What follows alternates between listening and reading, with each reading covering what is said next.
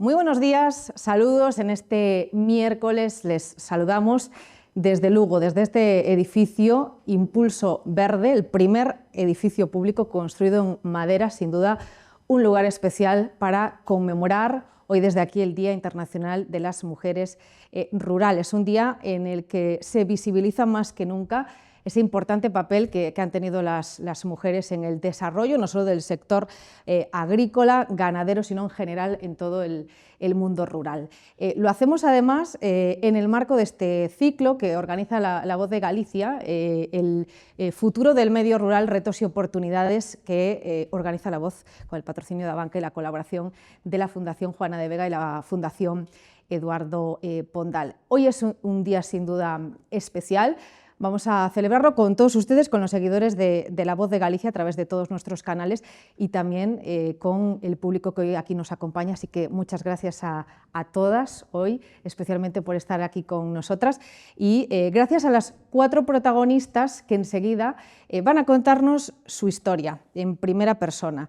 Van a ser ellas las encargadas de contarnos cuál es ese nexo que las une con el rural, con casos, con perfiles diferentes que van a protagonizar, como les digo, la primera parte de este encuentro. Y a posteriori vamos a analizar de la mano de la administración, de una entidad financiera como es Abanca, de una fundación y también de la empresa, cuál es ese papel, el de las mujeres, cuáles son los obstáculos que se han encontrado y cuáles son las políticas que pueden favorecer que todo el mundo pueda emprender, pueda permanecer en el rural con esa igualdad de oportunidades.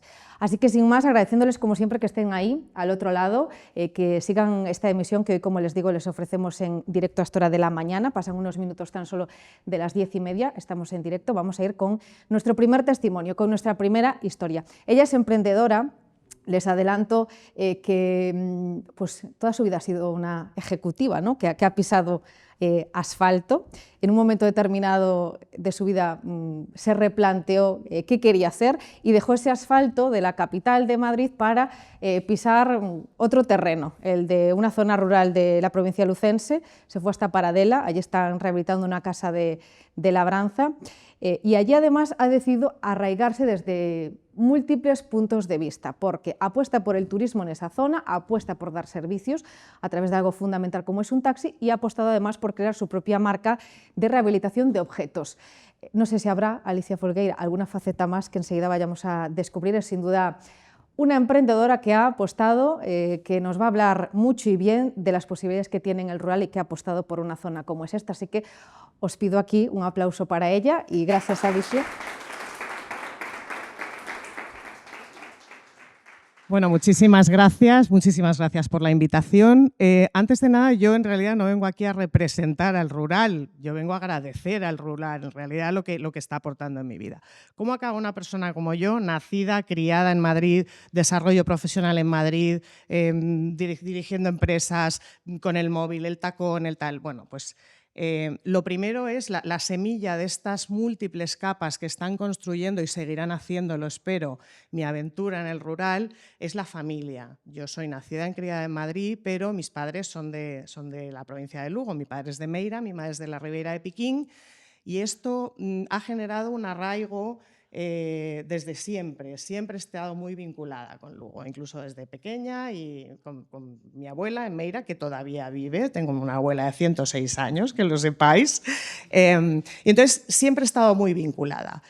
A lo largo de estos años pues en los que te desarrollas, luchas por crecer dentro de un esquema clásico, buscamos una opción de vamos a retirarnos cuando seamos mayores a un sitio diferente. Y empezamos a buscar una casa en Galicia. Empecé a buscarla, lógicamente, por la zona de la Ribeira de Piquín, pero al final encontré exactamente lo que buscaba en Paradela. ¿Quién me iba a decir a mí que acabaría en Paradela? ¿Qué buscaba? Buscaba una casa grande, con edificios anexos, con donde pudiera hacer otras cosas y con terreno. ¿Con terreno por qué? Porque tenía 2 perros que en Madrid casi no se podían mover. Ahora ya son 6. O sea que, vamos, espero que no sigamos creciendo en la familia. Entonces, esa fue la primera de las capas, ¿no? Finalmente encontramos esa casa y dijimos, bueno, vamos a empezar a rehabilitarla. Las oportunidades son muchas y los retos son más en este sentido, ¿no? En el sentido de aprovechemos estas estructuras con tantos años a sus espaldas, respetemos su esencia de piedra, de castaño, de lousa y hagamos algo, renovémoslas, que vuelvan a tener utilidad. Bueno, esto tiene un reto muy importante, que es el reto económico. Hasta ahora, todo lo que llevamos de rehabilitación ha salido de mis costillas, que están ya bastante menguadas, pero seguimos adelante, seguimos firmes con ese propósito. Cuando la compramos, veníamos de vez en cuando a verla algún fin de semana, que yo seguía igual, tal como estaba al principio, no teníamos tiempo de prestarle atención. ¿Qué pasa? Que a nivel profesional llega la fusión número 1000 dentro de mi carrera y decimos, estas fusiones enormes entre empresas, que una te compra, se fusionan, luego tú compras a otra y tal. Y me encontré en un momento que dije, necesito parar, aunque sea tomarnos una pausa. Mi marido estuvo de acuerdo y dijimos, venga, vamos a irnos para allá, temporadas más largas, y vamos a prestarle un poquito más de atención. Y ahí empezamos la renovación de la casa. Llega la siguiente capa, dentro de mi arraigo en el mundo rural, no necesariamente directamente relacionado con el rural, pero sí de manera indirecta. ¿Por qué? Porque yo tenía un hobby, era mi hobby dentro de mi mundo anterior totalmente frenético, en el que me olvidaba del mail, me olvidaba del teléfono y me permitía pensar. Y ese momento mío, ese momento mentalmente higiénico, era cuando me bajaba a mi pequeño taller que tenía en casa y me dedicaba a restaurar objetos olvidados. A restaurarlos, la mayoría de las veces a tunearlos, convirtiéndolos en algo completamente distinto que permitiera que pudieran seguir siendo útiles y que pudiéramos seguirlos disfrutando hoy en día. Objetos que se tirarían o que estarían en un rocho. Yo lo hacía cuando podía, ratitos, tal, y cuando decidimos venirnos aquí durante más tiempo me encontré con dos joyas, dos grandes oportunidades, el tiempo y el espacio. Es decir, pude disponer del tiempo que antes no disponía, esto se convirtió, porque yo no puedo estar en el sofá, claro, entonces se convirtió en mi trabajo, yo me despertaba, desayunaba y me bajaba a mi taller. Y el espacio, porque me permitía el rural tener más espacio para desarrollar esta actividad.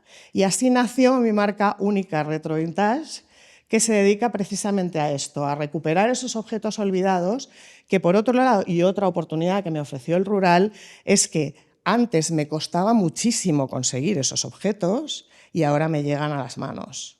¿Por qué? Porque aquí hay más objetos olvidados en rochos y por otro lado porque ya la gente me conoce y me viene, me dice, oye Alicia, tengo un chinero que lo voy a tirar a la paleña. Digo, ni se te ocurra, porque la filosofía es aquí no se tira nada. Todo se puede recuperar, todo se puede reutilizar y es una forma de generar esta, que está tan de moda, esta economía circular, aprovechando estos objetos tan bien fabricados en su día, pues en nuestro mundo actual. Y os pongo pues, algunos ejemplos, las teteras de estas de esmalte que están hechas por tal, pues hago unas lámparas preciosas con ellas. Una tabla de lavar, pues te hago una mesita auxiliar, una mesita de café. Todo se puede aprovechar y todo se le puede dar la vuelta. Dedicándome a eso, empiezo a ir a ferias, empiezo pues ya a conocer a gente del entorno y se empieza a establecer la marca única Retro Vintage, que poco a poco estamos consiguiendo que crezca, bueno, pasito a pasito, muy despacito, pero yo estoy muy satisfecha y muy contenta. La siguiente capa dentro de nuestra construcción, de nuestra vida en Paradela, es que de repente surge la oportunidad que se vende una de las pocas licencias de taxi que hay en el pueblo. Y entonces vino mi marido y me dijo, ¿qué te parece? Digo, ¿qué me parece? Digo, ¿el taxi? Digo, ¿pero qué sabemos nosotros de taxi? No sabemos nada. O sea, yo sé que he cogido un taxi, le he dicho al señor dónde quiero ir y le he pagado cuando he llegado. Es todo lo que sé del taxi. Total, que venga, a la piscina. Y entonces compramos la licencia de taxi e iniciamos otra aventura de aprendizaje, que es otra de las grandes oportunidades que nos aporta el rural. Aprendemos cosas de las que no sabíamos nada, algunas de una manera orgánica, otras a base de ensayo-error y otras pues porque nos ponemos ahí y decidimos dar ese paso. Entonces, es un pueblo pequeño que necesita ese servicio porque tiene muchísimas aldeas, aldeas muy apartadas entre sí y con gente, bueno, con una población bueno, que va aumentando de edad y que cada vez necesita más ese tipo de servicios. Por lo tanto, dijimos, pues adelante, pues compramos el taxi. Entonces, por el camino, pues nos vamos encontrando con una serie de oportunidades que nos ofrece concretamente ese espacio de Paradela. Ese espacio nos ofrece la oportunidad de... El Camino de Santiago pasa por allí, es el principio de la Ribeira Sacra lucense. Al final, más allá del servicio a Paradela, te encuentras con otras oportunidades que ya desarrollaremos en un futuro según nos vayamos animando. Entonces, esta es un poco mi historia construida a base de capas a las que espero que se vayan añadiendo muchas otras. Hablando un poco de retos y de oportunidades. Bueno, los retos principalmente... me encontré con dos retos. Uno desde el punto de vista de manejo personal y otro desde el punto de vista económico. El económico es obvio. Todo lo que estoy emprendiendo cuesta dinero y este dinero, pues de alguna manera, no se recupera de inmediato, ¿no? Entonces, esto hay que estudiarlo muy bien, manejarlo muy bien y desde aquí pedimos ayudas para las mujeres que queremos emprender en el rural y no en el rural, pero realmente recibir algo de apoyo por parte de las instituciones. El otro reto que nos encontramos, que me encontré yo personalmente, fue un reto, otra vez, de tiempo, de ritmo. Entonces, yo cuando llegué de Madrid. Todo rápido, todo ya. Tú ibas a comprar y yo quería comprar, ya quería coger lo que iba a llevarme y llevármelo a mi casa. Y no, en la aldea es distinto. En la aldea tienes a la señora que va delante, que charla un rato, que todo va más despacio. Yo quería conseguir a alguien que me cambiara el tejado y lo quería ya, pero no es ya. Entonces, o me da un ictus o cambio de filosofía y decidí cambiar de filosofía porque el ictus no me llamaba mucho la atención. Estos son principalmente los dos retos que encontré. De cara a las oportunidades, muchísimas más. Oportunidades para hacer cosas diferentes, oportunidades de aprender. Y os voy a poner un ejemplo muy divertido. Nosotros en Madrid teníamos una huerta, teníamos un trocito de una finca alquilado en el que teníamos una huerta que prácticamente teníamos que bailarle al dios de la lluvia para que nos saliera un tomate, o sea, era un esfuerzo, pero nos encantaba. Entonces, nada más llegar aquí, lo primero que hicimos, por supuesto, montar la huerta en la casita donde estamos viviendo y lo segundo que hizo mi marido fue poner el riego por goteo. Entonces pasaban los vecinos de la aldea y bueno, se partían de ¿y eso qué es? Y tal, se partían de risa de nosotros. Obviamente al año siguiente lo quitamos porque no era necesario, lógicamente. Y como esas, muchísimas cosas. Coges unas gallinas, no tienes ni idea y poco a poco vas aprendiendo. Es un aprendizaje constante realmente de conocimientos ancestrales que en la ciudad no tenemos y que son muy interesantes. Sería muy interesante también ser capaces de transmitir esos conocimientos a gente que no los vive y que les son muy lejanos, pero al final son muy interesantes. Y otra oportunidad que me gustaría destacar es la oportunidad de relación. ¿Cómo te relacionas en la aldea con el resto de la gente? El resto de la gente que son completamente diferentes, sin diferencias de edad, de dónde vienen, lo que hacen, tal. Ahí todo el mundo conoce a todo el mundo, en el bar todo el mundo habla con todo el mundo y tienes conversaciones y escuchas historias realmente enriquecedoras. Por eso decía al principio que yo vengo aquí a agradecer al mundo rural más que a representar, porque yo de momento poco represento, llevo demasiado poco tiempo para representar, pero sí espero poderlo representar en un futuro según vayamos añadiendo capas a esta historia. Y muchísimas gracias.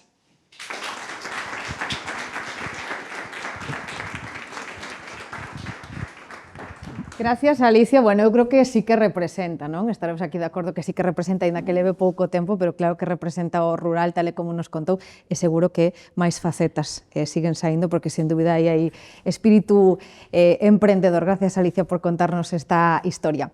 Imos cun exemplo de muller emprendedora, neste caso, no sector agrogandeiro. Ela dirixe xunto ao seu marido unha explotación, Lembra Eco, despois vai ser ela encargada tamén de contarnos o porqué de Eco, pero xa poden imaginar a vía pola que eles optaron. Comezou o seu marido e despois uniuse ela a este proxecto. con esforzo, con ilusión e con moito traballo, despois incorporouse ela e xa, bueno, pois con ese traballo siguen adiante apostando e sin ningún, creo que, arrepentimento. Agora ela vai ser a encargada de dicirnos se sí ou se non e tamén de falarnos deses obstáculos que seguro que se atopou. Ela é Zoraida Pérez, vai ser a nosa segunda muller, así que para ela tamén un forte aplauso.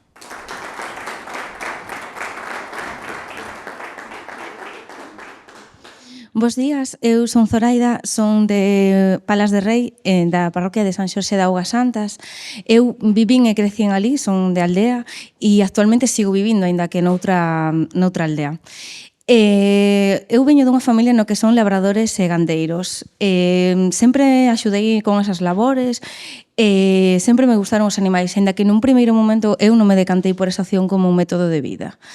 Foi co paso do tempo cando eu coñecín a Joni, que é o meu marido, e xuntos, bueno, pois, aínda que traballamos en outros campos, pois, bueno, por non ter medios para empezar coa nosa ilusión, foi no ano 2017 cando decidimos darlle un volco completo. Nese ano decidimos que íbamos a apostar pola nosa ilusión, que era poder vivir do rural e no rural, que era o que queríamos. Entón, aí xurdiu Lembraeco. Lembraeco é unha granxa ecolóxica e decidimos escoller ese nombre por evocar un pouco o de lembra a lembranzas, o pasado, a vivir como nos tempos de antes, e o ecolóxico, porque apostamos pola agricultura ecolóxica para ser un pouco respetuosos co medio no que vivimos. Entón, así xurdiu un pouco Lembraeco. Somos unha ganadería ecolóxica que apostamos polas razas autóctonas. E tamén traballamos coa raza Caldelá, que é unha vaca que está en perigo de extinción, e o porco celta. E tamén apostamos por un método de traballo extensivo. Os nosos animais están fora os 365 días do ano, nos nosos pastos e nos nosos montes, durante as 24 horas. E, bueno, isto foi así todo un pouco unha locura, porque nos empezamos, aínda que meus pais tiñan gando de antes, non somos relevo xeracional, xa que eles siguen activos, teñen a súa granxa pequena, e a familia de Joni nese momento pois non tiña gando. Entón empezamos con unha finca de aproximadamente 1 hectárea que nos cederon os avós de Joni e comprando 8 vacas. E así comenzamos, quedando case a cero, o noso proxecto. E, bueno, a día de hoxe, a verdade que podemos decir que temos máis ou menos sobre unha base territorial de 100 hectáreas, contamos con 90 vacas nodrizas e 6 porcas nais. E dito así parece moi bonito, pero levounos o seu tempo, porque a base territorial onde nos somos, a verdade que non hai moita capacidade, temos as fincas moi espalladas, entonces tuvemos que optar, pois, bueno, facendo lotes, para poder pastorear todas as zonas, porque é imposible leválas a pé de unhas fincas a outra, é algo completamente pois inviable. Bueno, seguimos crecendo, a nosa idea é seguir medrando e estamos recreando todo o que nace e tampouco queremos que o noso soño quede aí, posto que queremos chegar bueno, pois a venta directa cos nosos produtos ás casas da xente, das familias, levar os nosos produtos onde se note o sabor da aldea, o esforzo que nos facemos intentando ser respetuosos co medio no que vivimos, e obter así un produto de calidade e sabor insuperable. E, bueno, a verdade é que as trabas eu creo que foron moitas, sobre todo a nivel burocrático, bueno, conseguir territorio é moi difícil, dado que competimos con explotacións de leite, que non nos podemos permitir pagar os precios que les fan por terrenos, claro, a xente non podemos competir con esas opcións, pero, bueno, teño claro que a día de hoxe sí é certo que o método de vida que a mí me fai feliz, no que quero seguir medrando, a pesar de todas as inconvenientes e a veces cousas que nos van pasando polo camiño, que día a día te atopas con pequenos atrancos, pero é o que realmente eu quero seguir facendo e loitando por isto, por vivir así no rural e do rural.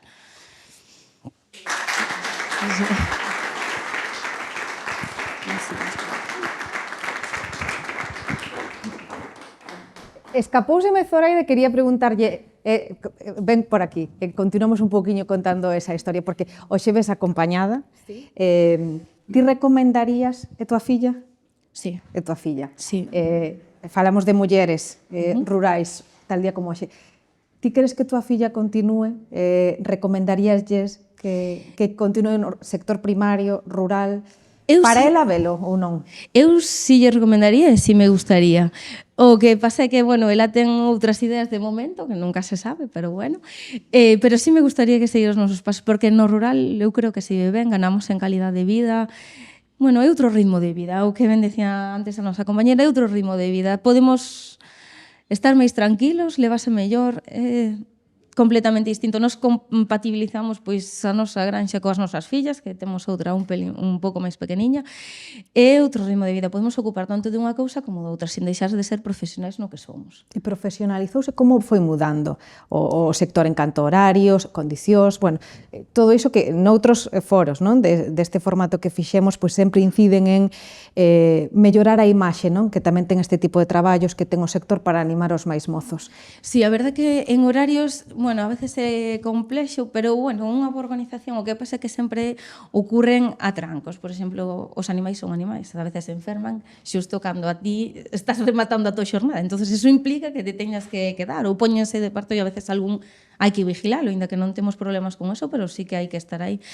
Pero, polo demais, pois moi ben, porque a verdade é que fomos crecendo neso, fomos traballando con respecto a eso, decirnos ahora como programamos partos, é dicir, programamos pastoreos, entonces sempre che facilita moito a vida, non é estar pendiente aí os 24 horas, os 365 días do ano.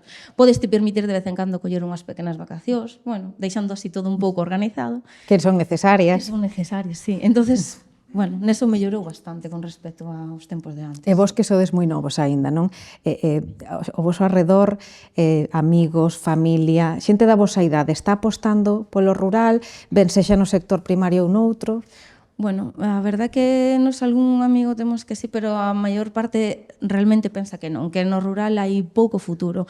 Non, bueno, sobre todo no sector primario, xa eso xa non falamos, o sea, creen que vivimos nunha esclavitud que realmente non é así, que temos boa calidade de vida e facemos o que nos gusta.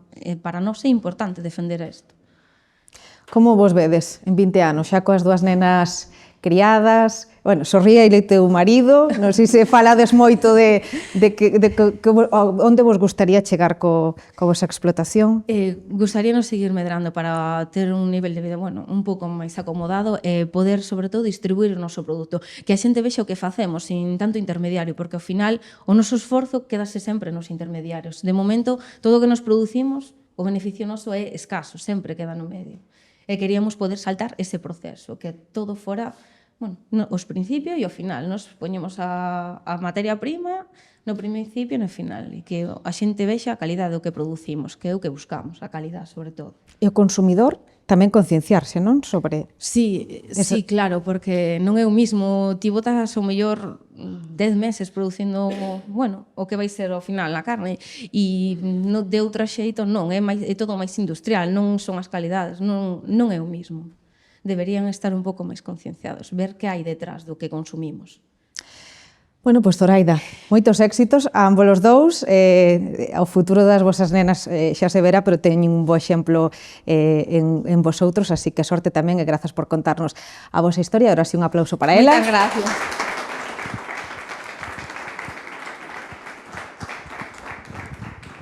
Imos mudar de sector, non?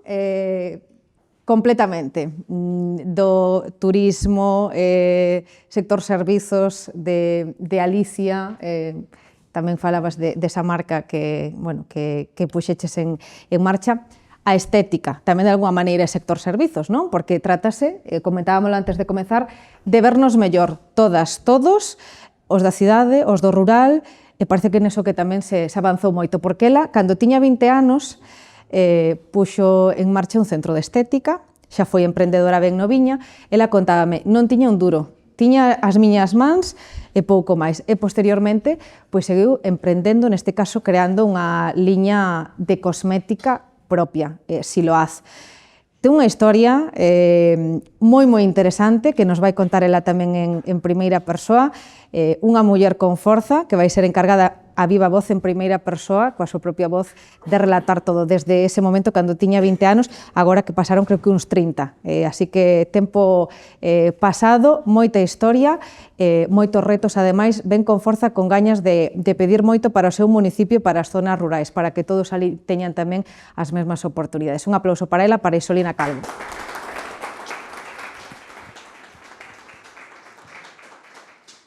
Cantas das mulleres que nos están escoitando ou que estamos aquí pensaban que tiñan que marchar do rural, ir para a cidade e están no rural? Bos días, son Isolina Calvo. Desde moi pequena, con 16 anos, empecé no mundo da peluquería e da cosmética. Algo que me apasionaba. Iba ás peluquerías, aos centros de belleza, e vía aquelas mulleres traballando, e eu dicía, eu quero ser isto. Tiño clarísimo. Fixen moitas formacións, lógicamente fora do rural, porque ali non había oportunidades. Estuve en moitas cidades en toda España, como Madrid, Barcelona, Valencia, e incluso fora de España. Formeime en Italia como técnica, donde éramos simplemente 10 españoles os que podíamos ir. Eu tuve unha ocasión de ser unha delas. Había 3 plazas da que trouxen unha po meu pueblo, Guitiriz, do que me sinto moi orgullosa. Estuve en Inglaterra, nos campeonatos do mundo, non participando, pero sí vendo toda a moda que había naquela época. Fálovos de que era moi noviña. Empecé a estudiar con 16 anos, estudiaba pola mañá peluquería, pola tarde traballaba e de noite facía estética. Por qué? Porque non tiña un duro e os meus papás non podían axudarme. Entón eu tiña que salir de algún lado ou a maneira de que quería aprender. Non tiña un duro, pero tiña moitas ganas de loitar, moitas ganas. Iso é o que fai a persona. Con 20 anos decidín abrir o meu primeiro negocio en Guitiriz, onde eu nacín. Eu tiña claro que quería voltar ao rural. Toda a vida me apasionou a miña aldea, o meu pueblo. Abrín o meu primeiro negocio, un local moi pequeniño, donde en 3 ou 4 días xa enchín o local. Estaba chea de orgullo. Pedín un préstamo moi grande, dicíame todo o mundo que estaba loca, pero non estaba loca. Eu sabía que podía. Non tiña cartos, pero tiña ilusión polo que quería tirar. Pasaron 10 anos e montei un negocio moi, como decir, moderno para aquela época. Todo o mundo me dicía que ou me estrellaba ou triunfaba, unha de dúas. E aquí estou, ben vedes, non me estrellei. Ao pouquiño tempo tuve un accidente de coche. Eu tiña un préstamo, un crédito, encima de min.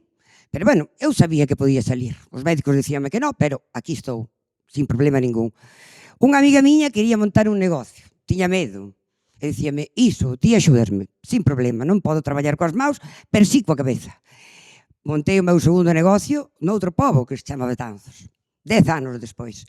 No que tamén buscamos un local e enseguida o enchemos de xente.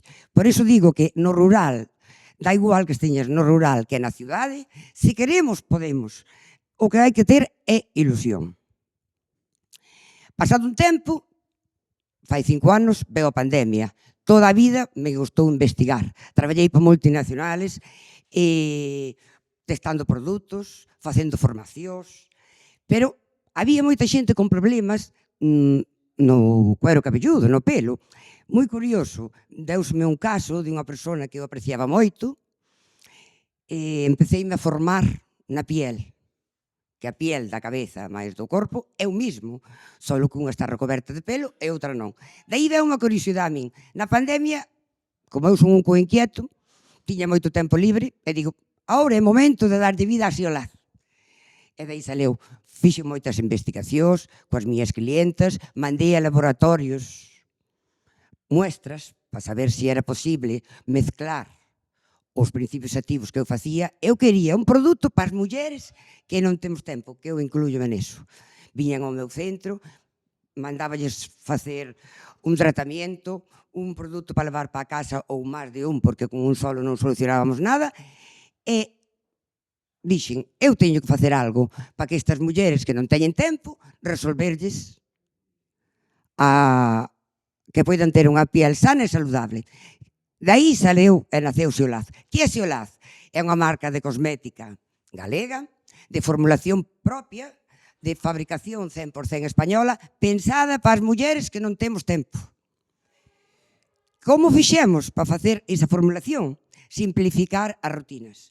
Invertir 5 minutos ao día é máis que suficiente para podermos ter unha piel sana e saludable e as mulleres que vamos tan deprisa poder estar cuidadas como as mulleres que teñen máis tempo. Donde se vende? Véndese, lógicamente, nos meus centros. O meu centro chámase Zalois. Quero dicir que foi o primeiro centro que montei en Guitiriz. Zalois ven de un irmão meu que morrera nun accidente de tráfico. Eu quería darlle unha homenaxe. Zalo de Gonzalo e Ir de Isolina. Quería poñerlle a miña línea de cosmética o mesmo nombre. Non puido ser. E quixenlle dar a volta e puxenlle Xiolaz.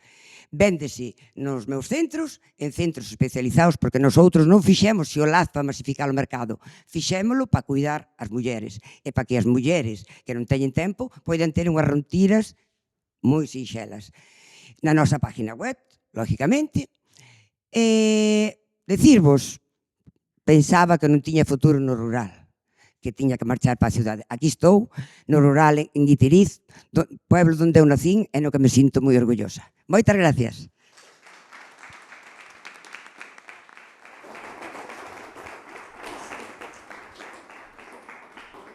Bueno, pois a mellor demostración de que moitos se equivocaban, verdade? E que aquí continúas aínda por moitos anos máis. E imos rematar esta primeira parte do evento coa última voz que hoxe nos acompaña aquí en Lugo, neste edificio Impulso Verde, para contarnos a súa historia. E como xa lles dicía ao inicio, despois analizaremos polo miúdo a situación da muller no rural e do rural en xeral, para, como sempre, tratar de buscar as mellores oportunidades de futuro.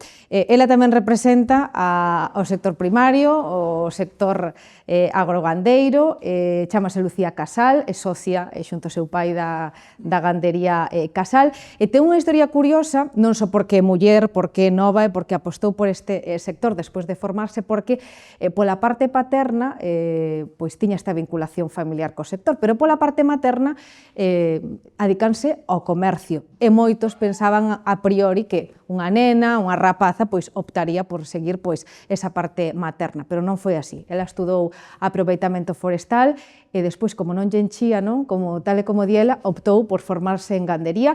Aí está loitando tamén con seu pai, codo con codo. Imos ata Melide con ela de alguna maneira, porque ali é onde está radicada a súa explotación, e ela vai ser tamén a encargada de contarnos a súa historia. Un aplauso tamén para ela, Lucía Casal.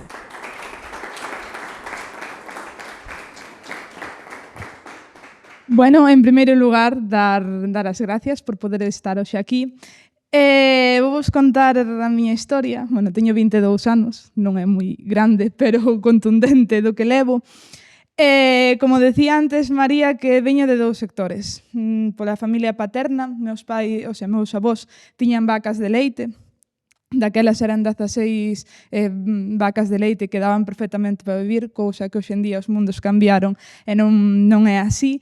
E pola parte de miña nai é a terceira xeración dunha tenda de roupa no pueblo de Melide, un pueblo rural tamén, pero bueno, miña bisabuela era feireante, non? Feireante nas feiras ca roupa de antes. Bueno, foi unha primeira neta, rapaza, a ilusión de meus avós, a ilusión de meus pais, e todo o mundo pensaba que me iba a quedar ca tenda. Rapaza, a tenda, temos unha cuarta xeración aquí xa de primeiras. Eu, desde pequeniña, creo que, cando empecé a camiñar, creo que puideron ir facendo a idea de que isto non iba a ser así. Entonces, bueno, eu sempre, os meus ratos libres, cando salía do colexio, sempre eu quería ir para onde as vacas. Acórdome que era pequeniña e tiña unha maleta de ir de viaxe, eu non utilizaba para ir de viaxe. Eu utilizaba os botes dos medicamentos que meu pai tiraba á basura, quitaba as agullas para que non as collera, e eu que curaba vacas. Eu a veces que estaba a miña nai doblando a roupa con un calcetín e dicíalle: mamá, mira, veo o veterinario e fixo así, que ensiminou a vaca. Miña nai: Lucía, por favor, que obsesión tes? O sea, porque eu sempre, bueno, pues, esa vinculación cos animales. Estudei, sofrín bullying no instituto, porque aínda que Melide é un pueblo rural, pois a veces temos moita desinformación deste sector, non do sector agrogandeiro. Bueno, pois claro, Lucía que está cas vacas. Eu cando creei a miña páxina, o sea, meu primeiro Instagram eran fotos con cas, con vacas, cos cabalos que tiña. E entonces, pois empezaron aí, bueno, a xente nova a veces é moi mala, entonces empezaron, ai, como cheira esta, ou, bueno, non cheiraba, pero decíame como huele, ou, de verdad que estás cas vacas, ai, eres pobre, e tes de comer. Bueno, pois prexuicios que, por desgracia, existen. Hoxe en día, pois, dimoslle un pouquiño a volta e estámolos cambiando, menos mal tamén. Entonces, bueno, pois eu fui unha rapaza que eu sempre dicía a meus pais, chegaba a casa e dicía, pero que non estou facendo nada malo. Eu non estou facendo nada malo, papá. Pero mamá, por que se meten conmigo? Entonces, bueno, pois meus pais tamén me axudaron un pouco, eu tiven sempre moita forza de voluntad porque eu apoiábame neso. Se non estou facendo nada malo, ao final é a miña vida e a miña casa. Eu teño para comer, dúchome, entonces, bueno, pois foi duro eses meses anos no instituto. Decido marchar fixen hasta eso, decido marchar porque eu vía que ao bacharelato que eu non lle iba a sacar aproveitamento, non porque non sexa necesario, sino porque eu quería dedicarme aos animales. O sea, eu non quería seguir estudiando matemáticas porque non se me daba ben matemáticas, nin ciencias, nin nada, estaba pasando mal, e eu salía do instituto en vez de estudiar iba pois xunto aos animales. Entonces, bueno, pois meus pais deronme a posibilidade de estudiar un ciclo formativo. Fixen, como me gusta moito este sector, quixen empezar polo ciclo formativo de un ciclo medio de aproveitamento e conservación no medio natural, ben sendo como ciclo medio de forestales, donde aprendí moito. Sí, pero faltábame algo.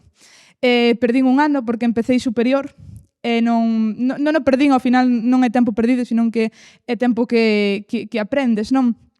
Eu fixen superior e non fun capaz, porque eu sabía que había un ciclo de ganadería e asistencia en sanidade animal, eu quería ir ali. Pero meus pais, Lucía, bueno, saca o superior, acabas o superior, despois falo. Bueno, pois eu bucleime, dixen, eu non podo seguir así. Ese ano perdino, estivenlle axudando a meu pai na casa, na explotación, estudei ao ano seguinte o ciclo superior de ganadería. O ciclo superior de ganadería pois abriume moito a mente para quedarme no rural, porque eu sabía que me quería quedar.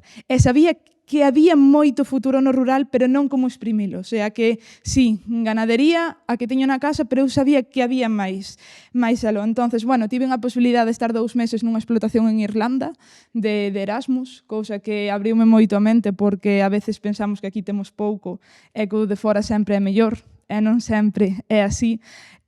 A mí o que máis me gustou foi o primeiro día que me levantei ali pola mañá e botei de menos desayunar con meu pai e con miña nai na casa. Dicía eu, que pouco valoramos, e ao final, porque non sempre meu pai iba a atender as vacas, volvía, e antes de ir eu para o colegio, pois desayunábamos todos xuntos. Unha mínima cousa que ao final, bueno, pois o ritmo de vida, miña nai tamén era propietaria de tienda, pois era un ritmo máis pausado e moi familiar, non? A conciliación no rural tamén é moi boa.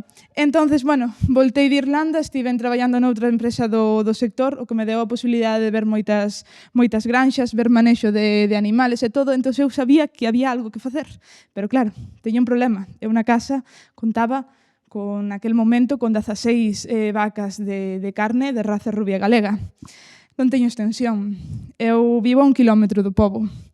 Teño o camiño de Santiago diante da porta da casa. Teño líneas de alta tensión por todos os lados e unha subestación eléctrica. E 2 carreteras generales que me deixan nun triángulo.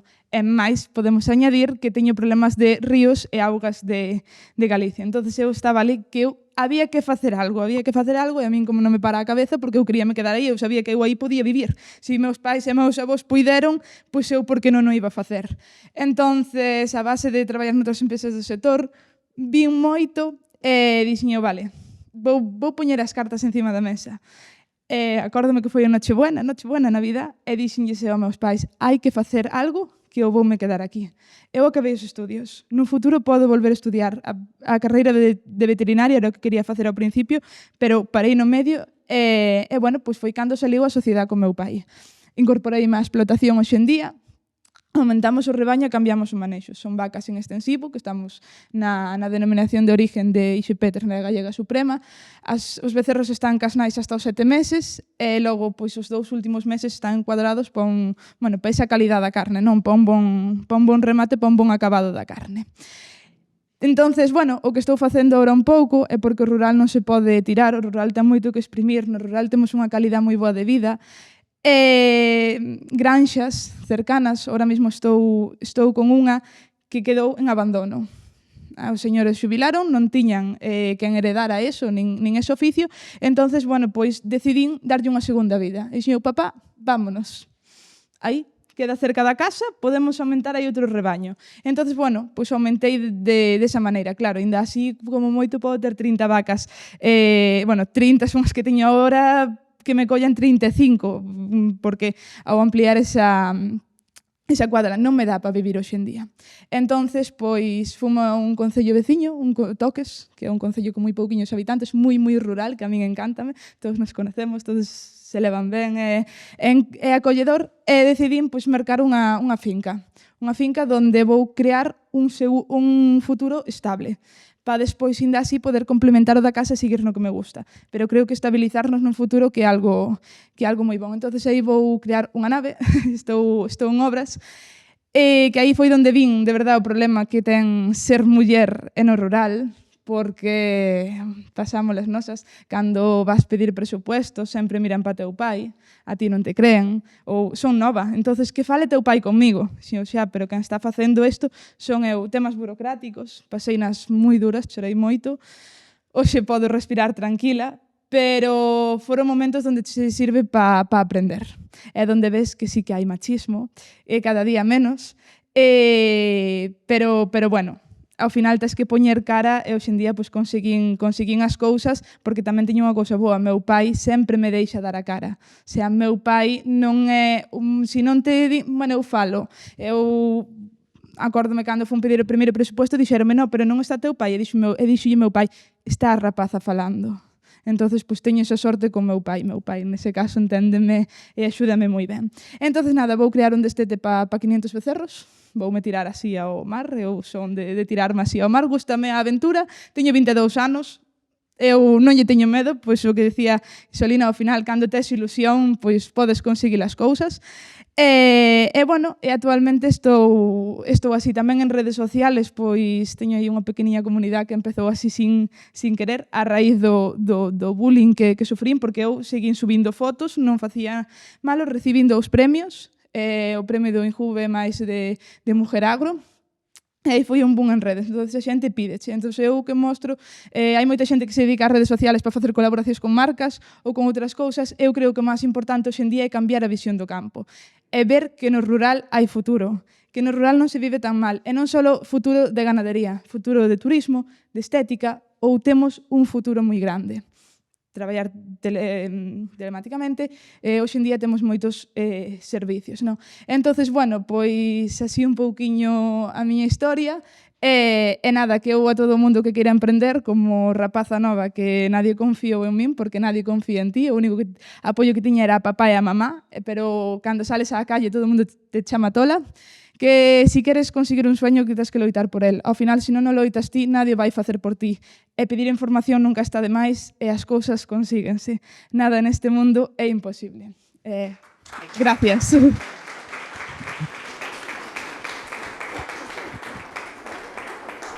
Bueno, pois moitas gracias, Lucía. Gracias por contarnos a tua historia. Noraboa tamén por cumplir este soño, e a teus pais, a teu pai e a tua nai por apoiarte tamén neste camiño. Quen sabe, igual no futuro estarás aquí en Lugo estudiando veterinaria, que pues, un dos soños, non? Que tes por aí, entre moitos deles.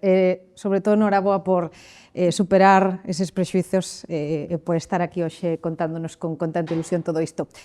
Grazas ás 4 por inspirarnos. Non sei que me dicides os que estades aquí, os que nos acompañades ao outro lado a través desta emisión, pero sin dúbida 4 historias de 4 mulleres inspiradoras coas que estamos a conmemorar este Día Internacional da Muller Rural. Xa nos deixaron cuestións sobre as que falar, van ser encargadas de comentalas, de analizalas, de falar da muller, do papel que cumple no rural, das posibilidades que hai, os próximos convidados. Mulleres e un home, que vai ter tamén, bueno, pois, hoxe o placer de estar acompañada coas 3 mulleres que vos vou presentar e que me van a acompañar por aquí para facer este análise un pouco máis polo miúdo.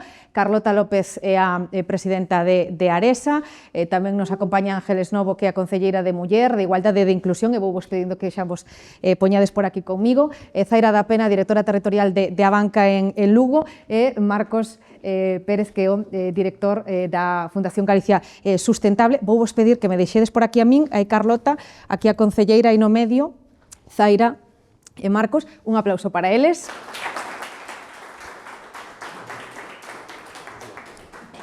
E grazas tamén por aceptar o noso convite e por vir a conmemorar con nos este Día Internacional das Mulleres Rurais. Quedeime un pouco, bueno, pues gratamente, non, cunhas sensacións gratamente sorprendida por como contaron de forma positiva, non, como fixeron ese relato, repaso das súas historias, porque seguro que houve moitos atrancos, moitos máis atrancos, pero fixeron unha exposición pues, desde o positivo, desde a ilusión, o esforzo. Como vos quedachedes vos, Carlota, Ángeles, Zaira, Marcos, despois de escoitar as nosas 4 protagonistas?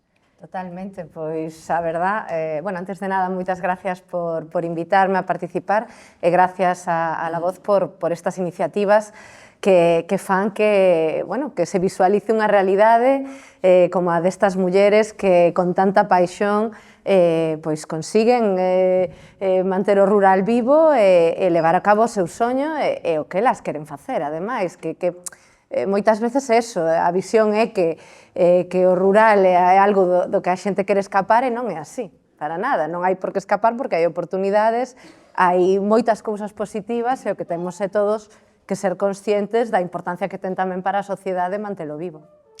Que vos pareceron por aí? Non sei se queredes facer algún comentario. Bueno, a mí personalmente encantoume, de feito gustame moito, como dixeche ti, que enfocaron moi en positivo e, bueno, resaltar que realmente o rural sobrevive gracias ás mulleres. Bueno, Lugo é un municipio principalmente rural, temos 54 parroquias, a mitad das explotacións gandeiras en Lugo están a nome de mulleres, fronte ao 20%, 22%, me parece que é no resto de España. O sea, temos que cuidarnos, temos que cuidar as mulleres e desde as institucións públicas temos esa obriga. Hubo tamén petición, e despois analizaremos. Zaira. Primeiro, felicitarvos. Antes falabades de que non tedes que demostrar, sí, tedes moito que demostrar, e que vos sodes o altavoz, non? Xunto con un medio de comunicación tan importante a nivel tamén Galicia, non? Sodes a voz que tedes que ser o referente das próximas xeneracións. Encántame ver novas xeneracións, ver xente xoven que sigue apostando, pero sobre todo ese altavoz e esa comunicación. E que sin vos, que formades non só dinamización económica, porque hai dinamización económica en cada un dos vosos proxectos, sino que formades comunidade. E iso é superimportante. A sociedade e, sobre todo, non, o decía antes Ángeles, temos que creer neses municipios. Lugo, o 47 municipios dos 67 son poboacións de menos de 5.000 habitantes. Que é importante eso e que tamén nos ten moito que deixar e que reflexionar. O sea, que noraboa polos vosas iniciativas e, sobre todo, por loitar e facedvos moi grandes, porque tedes moito que aportar e poñer de comunicación ao resto, porque sodes moi referente. Marcos, que escoitabas ti tamén con moitísima atención estas 4 historias, como te quedaches ti? É moi importante de contalo. Decía Lucía que hai que falar de moitas cousas no rural que son diferentes, que hoxe en día xa non é o que nos imaginábamos, tanto traballar como vivir nel, pero hai outra cosa moi importante tamén. Nos levamos máis de 15 anos traballando no rural e hai que demostrar que isto non é anecdótico, isto non é casualidade. Elas non son 4 persoas que tivemos que seleccionar moitísimo. Como ben falabades agora, achegas ao rural e todo o que está a transformar o rural ves que son mulleres con moitísimo poderío, moitísima iniciativa. Iso é algo que é o cotiá. Temos que pasar de facelo anecdótico a facelo cotiá. Como tamén isto sí que, porque como estou aquí no medio, xa non é que teñamos eventos xerais, eventos de mulleres, non, hai que acostumbrarse tamén a ter eventos nos que somos minoría, non é simplemente xa equilibrar tal. Temos que estar en absoluta minoría. Estamos encantados hoxe de que ti sexas a minoría, nun día como hoxe. Isto tamén representa a igualdade. Bueno, aquí temos a concelleira, non? Co testemunho destas 4 mulleres, obviamente porque é o Día Internacional das Mulleres Rurais. Como credes que foi mudando o papel que cumprían as mulleres antes, agora, e que papel están chamadas a cumprir todas elas, sobre todo as máis novas? Bueno, eu penso que como no resto da sociedade, a muller sempre tuvo, sobre todo no rural de Galicia, sempre tuvo un papel fundamental como pilar da familia, como pilar da sociedade, como pilar das aldeas, pero sí que co tempo ese papel tamén se recoñece de portas pa fora, non? Vemos non só mulleres que traballan moito, pero que son máis o sostén da familia, que están máis de portas pa dentro e non teñen ese papel de, como decía Lucía, de ir a falar, a pedir presupuestos, a levar o seu negocio adiante, a un papel, como no resto da sociedade, no que nas mulleres, pois, como non pode ser de outra maneira, temos un papel profesional, un papel de levar adiante os nosos negocios de todo tipo, tanto agrarios como de outros tipos que nos comentaron elas, e, bueno, pois, o que decía a concelleira, que realmente están presentes e son a maioría na titularidade dos negocios no rural. Iso é incuestionable, non? Porque dicía ela é moi nova, son 22 anos, e que aínda ela lle pasou isto de ir a pedir axuda e que miren a seu pai, non? En vez de dirixirse a ela, e dicir, nesto hai que seguir avanzando. Concelleira. Sí, eu penso ademais que a económica quizás sea a principal traba que se pode atopar a muller no rural, porque principalmente as mulleres no rural son emprendedoras. É a forma máis factible, digamos, que hai para poder seguir vivindo no rural. Seguimos sendo cuidadoras, porque os cuidados da familia siguen recaendo sobre a muller e agora ten un papel socioeconómico moi importante. Entón, emprender moitas veces é o único camiño para poder levar a vida que queremos no rural. E moitas veces, pois, o feito de que, bueno, pois as mulleres principalmente somos as que estamos máis a xornadas parciais, e sigue existindo unha brecha salarial, se non me equivoco, en torno ao 18% respecto aos homes, é o que nos leva, pois, vamos a pedir un préstamo e que nos pidan avales, ou que de primeiras non quero falar contigo. Seguimos sendo unha sociedade moi machista.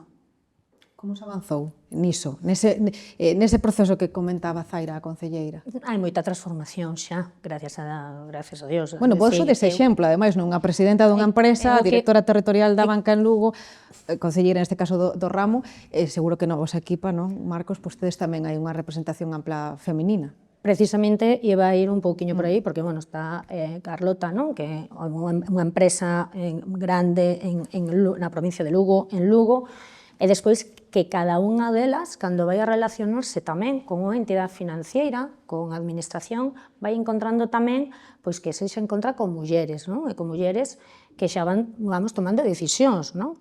De todas maneiras, a mí pásame, vou co compañeros, vou con Carlos a visitar, a veces miran para Carlos, porque é o que decide, e eu vou sonrío, non? Moitas veces digo, bueno, pois nada.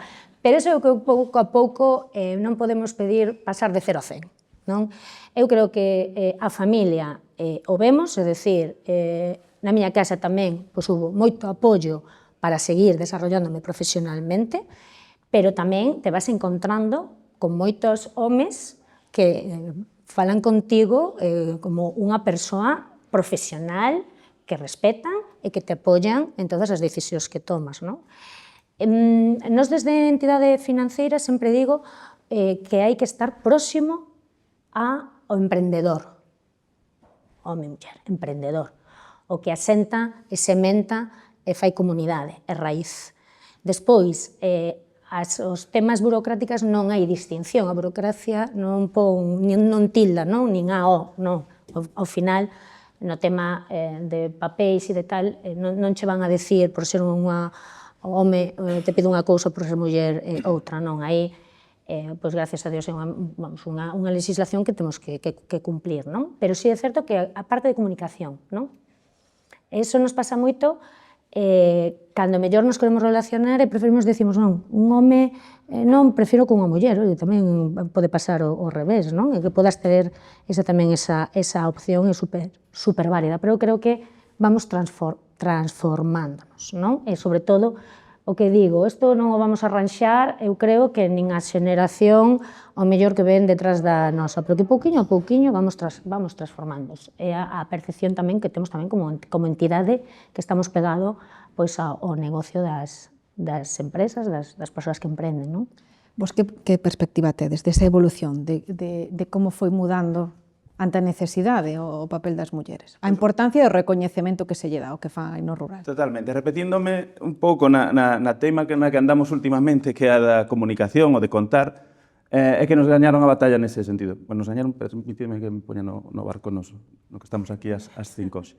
Hai moitísimo emprendemento deste que falabades, que é normal, emprendemento urbano, que é máis quizáis máis masculinizado, e que bueno, agora vou meter un pouco contra ese, que non fai apenas nada, que é unha aplicación, apenas nada con respecto ao que nos defendemos, que é o impacto territorial, digamos, non?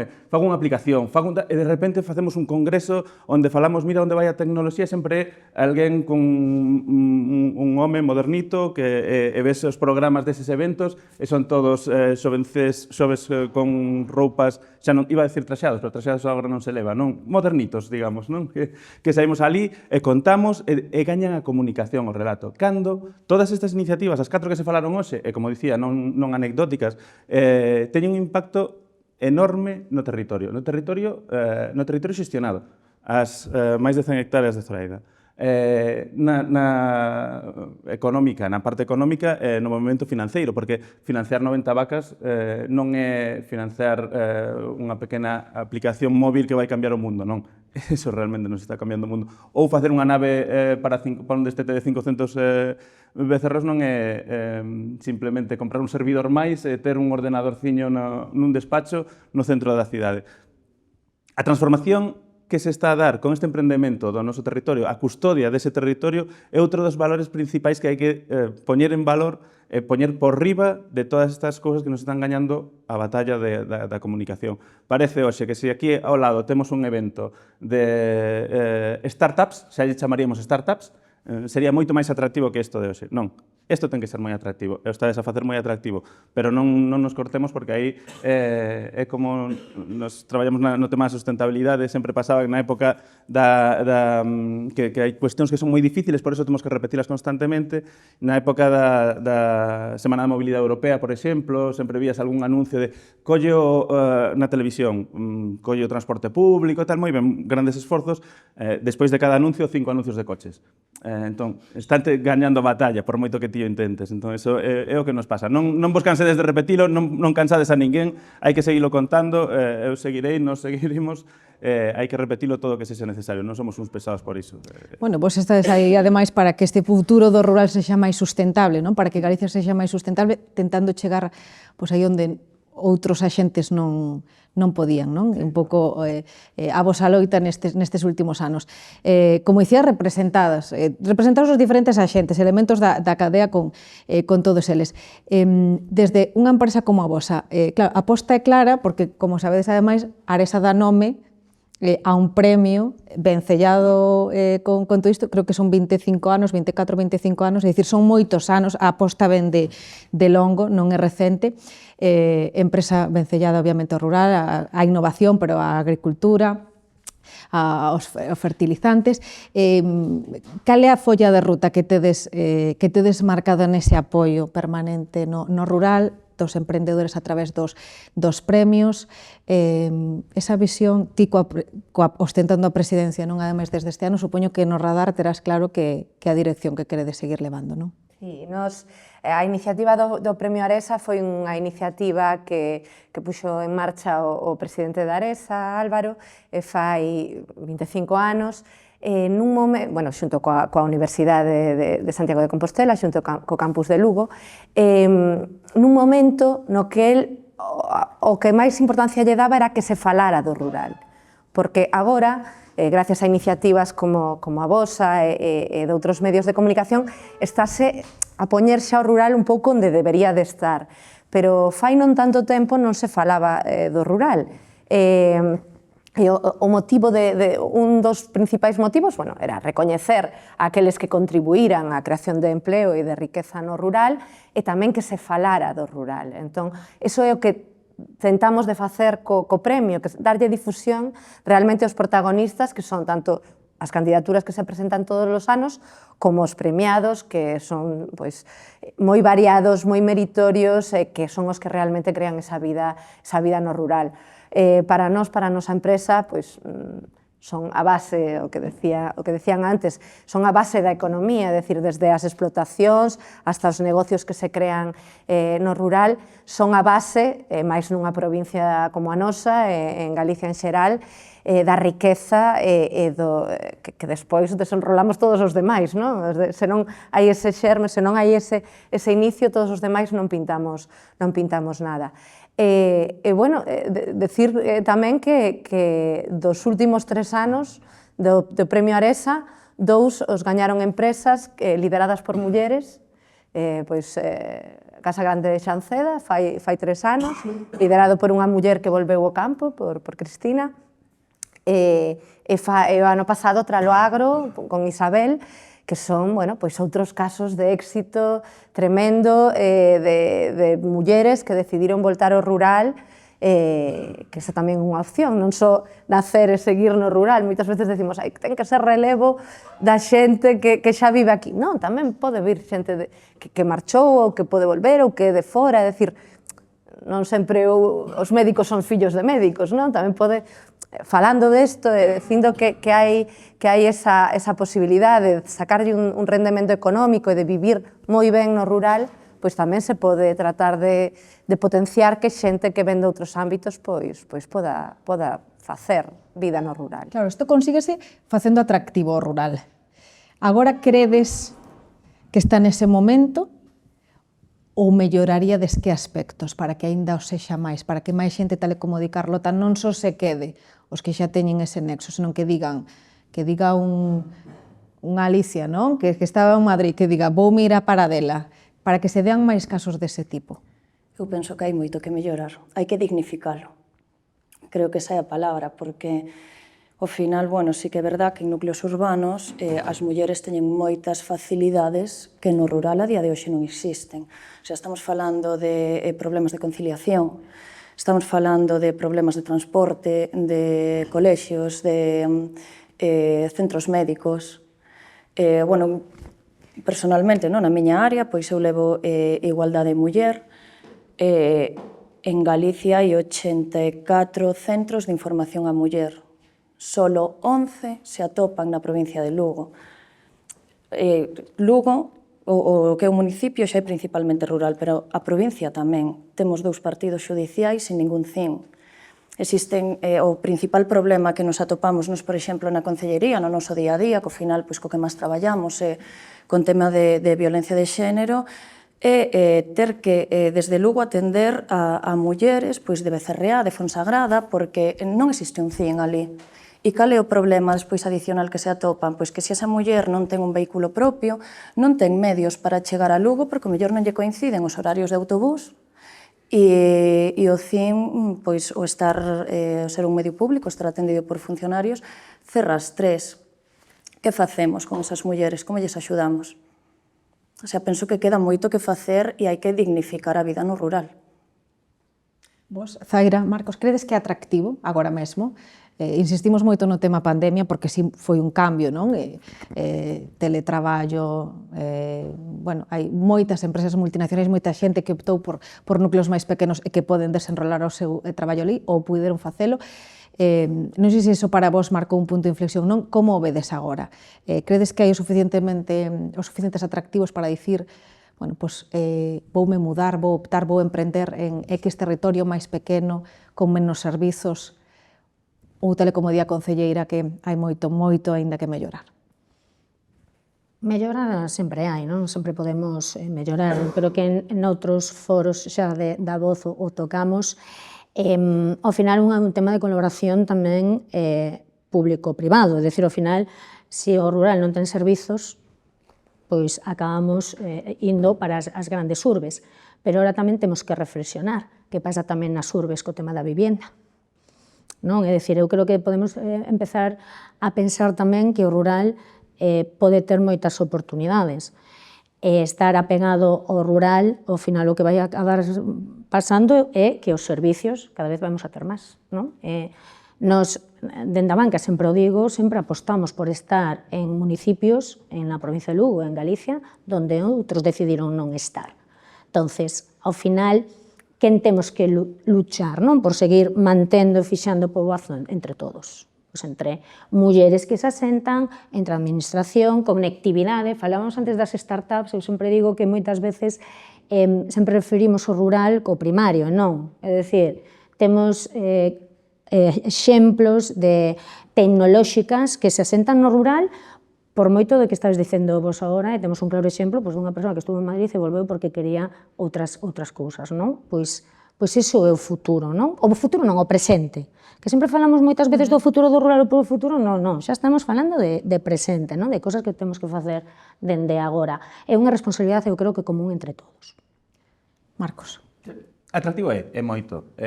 Podes velo en moitísimas cousas nas redes sociais, o bucólico, o anecdótico, é moi atractivo. O que pasa é que hai que vivir todos os días ali. É aí onde non hai ningún problema, me parece a min, diferente que nas cidades, senón que son todos, pero exponencialmente máis elevados. Porque o problema da vivenda, nós temos unha finca experimental no Concello de Laracha, nunha pequena aldea, temos unha coordinadora da finca encargada e quiso ir vivir ao núcleo. E as casas todas abandonadas, pero non hai quen se alquilo. O sea, o problema de vivenda igual son os matices diferentes, pero sigue estando o problema de vivenda. Tes problema de accesibilidade, tes problema moi interesante que dicías agora público-privado tamén, porque non é só os servizos públicos, que é fundamental que cheguen, e igual podes loitar máis facilmente porque está máis obrigado ao público, pero unha oficina bancaria. É fundamental hoxe en día ter unha entidade bancaria próxima, e se non a tes, pero igual que eso, moitas outras cousas, o supermercado ou o taxi. O taxi, que como falte esa licencia, se non chegas a coller, temos un problema de... Bueno, non, toda a xente que por ali vive que depende do transporte diario. É moi atractivo, porque ten moitas cousas moi boas. Tamén nese conto da pandemia, ese atractivo xogou un pouco en contra tamén, porque faz o adorno moi bonito, pero despois chega o inverno tamén. Entón, non poñemos só a parte bucólica, pero podemos dicir que é moi atractivo, porque hai moitos casamentos hoxe en día que se fan imitando unha festa rural, tal, pero que non me chova, por favor. Non, pero es que a veces chove, ou cousas que dicía Zoraida antes tamén, o horario, é que non é horario... Para min, personalmente, no que nos traballamos tamén moitas veces relacionado coa vida, co tempo, co clima, coas cuestións non controlables polo ser humano, é que o traballo non é para nós as horas, senón facer o traballo. Entón, evidentemente, se vives traballas con animais vivos ou con unha explotación agraria, unha horta, pues, como te veña a choiva, igual, no momento que non debes, igual tes que ir a facer algo para que escorrendo, non sei, moitas cousas que nos liga tamén moito con na nosa, falando do noso libro da sustentabilidade, que nos vincula moito coa realidade do planeta, do ecosistema no que estamos, de ser algo que non somos nós quen controla, que na cidade ás veces temos esa ficticia idea de que controlámoslo todo, entón podemos facer en calquera momento todo o que queremos, non? Pero agora vamos tirando un pouco por outros lados tamén, non? Inspirado moitas veces desde o rural, os produtos de tempada, os produtos de proximidade que teñen outros valores que se aprecian moito, pois hai que darlles a importancia que teñen. É dicir, un tomate bon que se come no verán aquí quere dicir que se traballou a terra en decembro, non é que en decembro teña vacacións, que a xente moitas veces imaginamos que o rural só está ali cando abro a porta da casa rural, non? Dicía Alicia, voulle plantexar isto tanto a Zaira como a concelleira, porque dicía que foi un reto económico, que afrontar todo isto é un reto económico, e comentaba, pedía axuda, máis axudas para emprender, falaba desa necesidade da parte de financiación, pero tamén, bueno, dirixíase directamente ás institucións.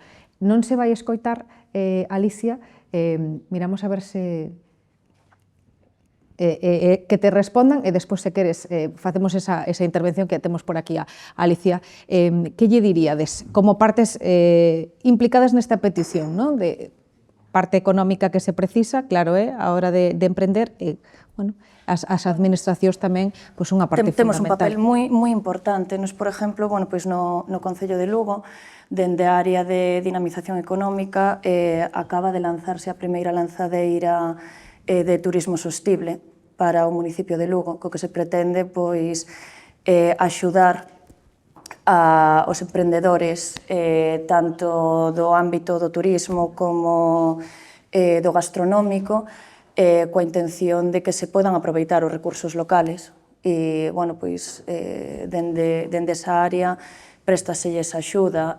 Traballamos man a man coa Asociación de Mulleres Empresarias que están albergadas no CEI, temos unha colaboración constante, facemos proxectos xuntos, hai un proxecto en colaboración con Coca-Cola que é Ayuda a Mujer, que tamén pois se axuda ás mulleres co emprendemento, en canto a conciliación, que moitas veces tamén é importante para poder levar a cabo ese emprendemento. No rural temos as aulas abertas, que durante o período de vacacións pois presta o servicio de conciliación familiar para os nenos. Unha entidade como a banca é unha peza fundamental en todo isto. Ti agora comentabas, non, esa aposta que fai a entidade por estar preto, por estar nesas localidades.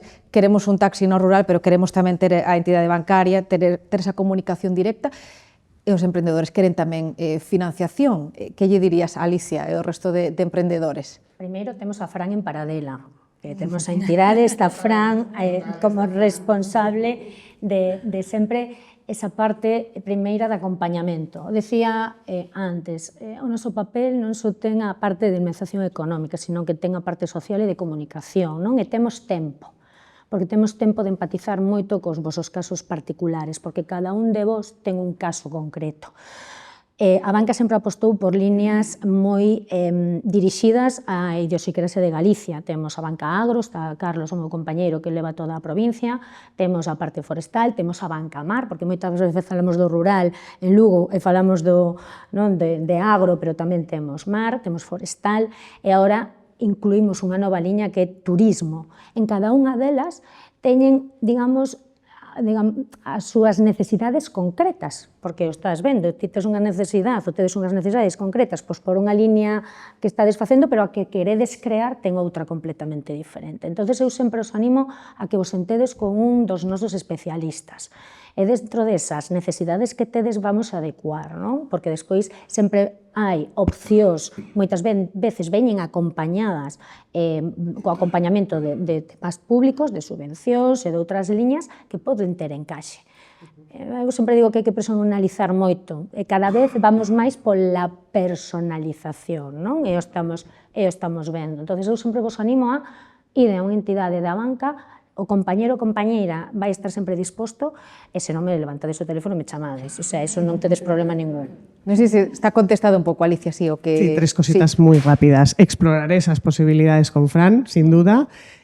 Segundo, te comentaría que no solo hablamos del tomate, sino que hablamos de lo que decíamos antes, de recuperar esos objetos que si no acaban en el rocho o en medio del monte directamente, para darles una utilidad, y eso también forma parte de la sostenibilidad.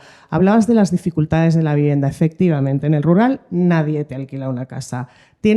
yo tuve que recurrir al alcalde para que refrendara que soy una buena persona, que no me iba a quedar de ocupa y que me estaba arreglando una casa para que me alquilaran la casa en la que estoy ahora, que por cierto están encantados con nosotros y nosotros con ellos. Pero vamos a la parte de tangibilidad que comentabas antes en el rural, las inversiones tangibles. Y ahí vamos a la casa que me estoy arreglando.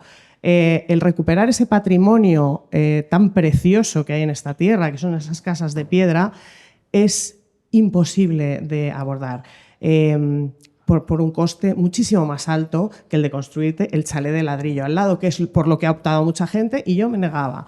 Entonces, oigo hablar de las subvenciones que el gente que se hizo las casas, tal, como quien oye hablar del chupacabras, porque yo personalmente no he podido optar a ninguna de ellas. Entonces, sí que me gustaría a lo mejor una información más transparente acerca de lo que hay disponible realmente, que no sea para los que están a mi alrededor, sino que trascienda un poco más allá a gente que viene al rural pero que no es conocida de nadie. Eso sí que deberíamos poder acceder también a ellas con una información adecuada y con más, porque las que había ya no están. Muchísimas gracias. Gracias, Alicia. Nada, quédate ya con el micrófono. ¿Queréis comentar más agilidad, más información, que los canales de comunicación, no en general, que lleguen a más y que haya más subvención, claro, más ayuda de todo tipo? ¿Algún comentario? ¿No? Bueno, pues contestado. Sí. Eu quero comentar unha cousa. Eu estou nas Anegas, que é unha asociación de mulleres, na que me sinto orgullosa, non sei se esta xente sabe, que si, teñen subvención a xente. Eu, cando criei a miña propia línea de cosmética, que son a primeira muller que creei unha línea de cosmética en Lugo, na provincia de Lugo, propia, que non veu de París, que veu de Guitiriz, e aproveiteime da subvención que me deu as amigas. Quero dicir que é un apoio moi grande para nós. Gracias tamén, Isolina.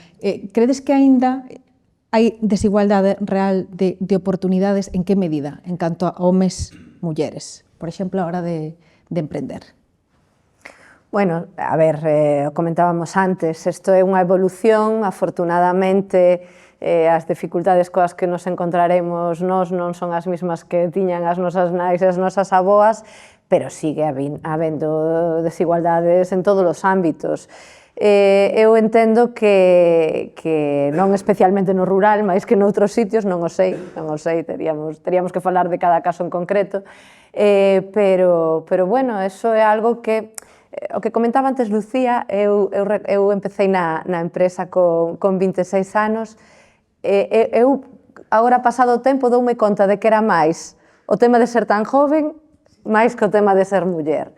Un pouco o que me lastraba un pouco a hora de poder, bueno, pois, con todos os interlocutores chegar igual que unha persona máis maior. Co paso do tempo, bueno, tamén temos que aproveitar as ventaxas de ser mulleres, así que tamén as hai. En o ámbito empresarial, que te atopas? Eu personalmente he de decir que tanto na miña empresa desde o primeiro momento como con outros empresarios, sempre encontreime moi ben acollida. Eu nunca tiven esa... Sei que existen esas realidades, pero eu non podo decir que as vivira en carne propia e, bueno, ás veces tamén, o que decía Zaida antes, ás veces tamén sonríes e xa está, é dicir, tampouco hai que darlle máis importancia a algunha cousa puntual que podes atoparte. Pero eu... Todo o contrario, penso que debemos de aproveitar as ventaxas que nos pode dar a día de hoxe o ser mulleres nos nosos traballos, que tamén as hai. Anecdóticos, vamos a deixarlo en anecdóticos. Eu creo que temos que seguir levantando moito a cabeza, porque temos moito que demostrar. Isto é unha das etiquetas que temos moitas mulleres, o síndrome da impostora, non? Que nunca nos vemos preparadas nunca xamás para facer nada, non? E sempre temos que ter moita formación e temos que aprender porque parece como que temos sempre que estar demostrando, non? Eu creo que xa é, eso non sei como cambiar aquí dentro, pero eu creo que o que sintamos eso, esa parte de impostora que nunca estamos preparadas, o vamos a ter, eu creo que sempre. Vos sodes referentes, sempre digo o mesmo, e sempre temos que poñer en valor o que facemos, non? E despois o tema de comunicación, non nos podemos facer pequeniños, non? Porque alguén non quera falar con nós, bueno, pois hai outras técnicas e vendrán outros, non? Porque eu creo que eso temos que deixar como a anécdota. non debemos de deixar de facer cousas por creer que non as podemos conseguir. E vos sodes claros 4 exemplos de todo iso, non? E hoxe ya habéis posto moita voz a moito dos vosos casos. Vamos transformando, vamos evolucionando, pero sobre todo creo, Carlota seguro que se ha sentido identificada, é dicir, eu podo tamén, non? Eu podo levar a cabo a unha dirección dunha empresa, pois eu podo levar pois, o equipo que teño, que é fantástico e maravilloso, e me permite seguir avanzando e desarrollándome tamén como persoa, non? Que esa autobriga de ser perfectas, non? Que non sei se un home, ou esa necesidade de mostrar máis, cando unha, bueno, ti comezaches tamén, xa dicíamos, moi nova, pero claro, agora desde este ano es a presidenta, a número 1. Como pesa eso? Bueno, foi unha cousa moi natural neste caso. Moi natural, a verdad, porque eu xa levo, digo, 20 anos na empresa, entón, bueno... Pero cantas hai, non? Habería que mirar un pouco... Xa, a ver, mira, teño que decir que, no meu caso, pois a empresa fundou o meu tío, que, bueno, morreu fai uns meses con 91 anos, que naceu en Meira, ademais, que dis, bueno, pois un home de Meira que o mellor tiña a posibilidade de poñer o frente do negocio a outro home, pois non, decir, as cousas están cambiando, na empresa familiar eu vexo moitos casos de que xa non hai esa idea de vamos a poñer o primoxénito varón o fronte de nin da explotación, nin da empresa X, nin do negocio Y. Eu penso que neso temos tamén que recoñecerlle o valor de que eles tamén evolucionaron aí e deronse conta de que, bueno, de que non hai diferencias entre xéneros a hora de poder levar a cabo un traballo ou outro, e máis a ilusión, as ganas, a formación, e bueno, pois tamén que nos, é dicir, o que falemos destos referentes de mulleres que fan cousas tan variadas e fan de todo, e que falemos tamén, eu penso que sería moi importante tamén que se falaran estas cousas desde cativos e cativas, que fóramos a falar aos colegios, que foran a ver que existen estos exemplos, que os coñeceran de primeira man, porque é moi importante que se vexan capaces e que non estereotipemos as cousas desde pequenos. Porque claro que podemos, estamos en todos os ámbitos. Un pouco que lle pasaba a Lucía, non? Esa etiqueta, non hai tantos anos, eu insisto, porque ela ten 22 anos, polo tanto foi antonte, podemos dicir, esa etiqueta do que implica o rural, do que implica dedicarse ao sector primario, do que implica dedicarse ao sector agrogandeiro. Vos veredes, Zaira, moita muller emprendedora, moza de todo tipo de edades, porque vos nas oficinas estades con ese contacto directo, non? Que mudou o perfil de quen... Sí, eles están, cada vez as vemos máis presentándonos os proxectos, son, ademais, as que van a liderar a transformación das explotacións, a transformación da propia cultura. Moitas veces sempre digo que na casa tamén nos educamos os que nos veñen detrás, somos tamén parte moi necesaria, non? Que dé exemplo, non? Pero elas, ademais, sostibles e forman comunidade, que é importantísimo para o rural, non? É dicir, sin elas, pois, a naturaleza non sei como vai evolucionar, pero que eu sepa, de momento, é complicado. Non é posible. Vos aquí tedes ese papel fundamental, e Carlota incidía nesas idades máis novas dos pequenos nos colexios. Como concelleira tamén de Igualdade, aí hai que poñer moito acento, non? Moito, e pareceme fundamental e importantísimo que estén hoxe estas 4 mulleres aquí, porque ter referentes é o que cambia os obxectivos das nenas. Que non se ciñan aos estereotipos, como dicía Carlota, e necesitamos que as vexan de preto, que poden ser como elas, que están cerca, que queren e que consiguen. E desde as administracións, pois, facilitar todo ese proceso, porque penso que a día de hoxe a desigualdade que poda existir radica máis, quizás, na carga social, que, como decía antes, que ao final as mulleres siguen sendo as que cargan con todo ese carga familiar, con todo ese cuidado, e é moi difícil compaginar e facer todo. Entón, desde as institucións, pois, facilitar ese proceso. Antes de rematar, vou vos pedir unha última reflexión e ademais vou coller isto que dicía Zaira de non pensar no futuro, non? Ainda que o nome do noso ciclo é o futuro do medio rural, senón neste presente. O positivo que temos no presente, que xa afondaron niso as 4 mulleres protagonistas de hoxe, o moito positivo que ten o rural, as moitas oportunidades que lles está a brindar o rural e que elas agarraron, como coller o bo do rural e mellorar os obstáculos, as dificultades que estábamos comentando para que agora falemos de igualdade de oportunidades, non? Entre homes e mulleres, para que o rural galego, este rural noso que queremos sexa máis atractivo. Que medidas vos tomaríades, que atallaríades en primeiro lugar, se puiderades decidir, non? Que faríades para que o noso rural siga medrando e teña ese caldo de cultivo ainda máis atractivo? Non sei se tedes aí esa receita na mente de dicir faría isto, non? Por aquí vexo un pouco de negación, pero seguro que hai algo que dice... Eu apostaría, xa digo, por poñer en valor esos referentes desde edades moi tempranas. Eso a min pareceme fundamental, é dicir, ter esa... Bueno, como decía a concelleira, eu penso que desde o público podes tratar de promover eso nas escolas, desde cativas, que mulleres como elas podan ir a falar cos rapaces e podan incidir neso.